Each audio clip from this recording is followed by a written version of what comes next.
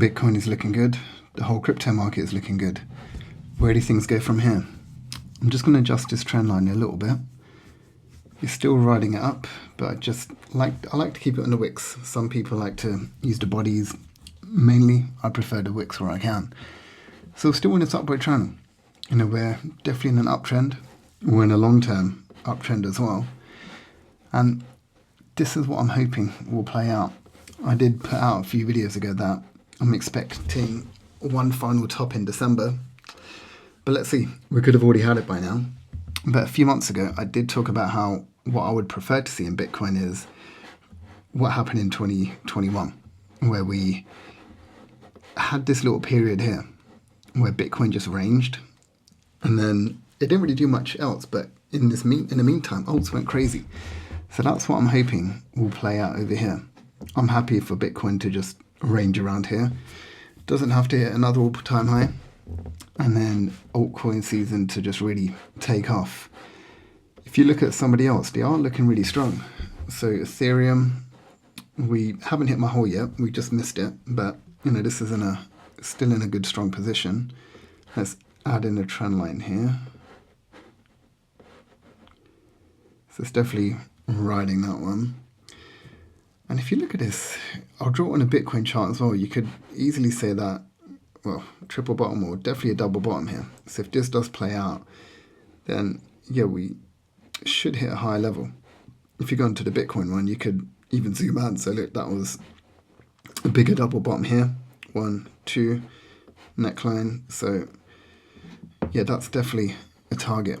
But I'm going to move that target just over here again, because that's what I'm expecting. But I wanted to just go through some of the other alts. Yesterday I put out a video when alt season, and I laid out what needs to happen for alt season to happen. So that's definitely worth a watch. But they are looking in good shape. They're all on an uptrend. We've seemed to have carved out a nice bottom. Some alts have been performing better than others. I was looking at TAO, and this is on a nice uptrend. I will make a separate video on this because about a month ago, I made a video saying, look, this is what I think is going to happen with TAO. And we have pretty much followed this, quite nicely. And so the next stage is this stage here.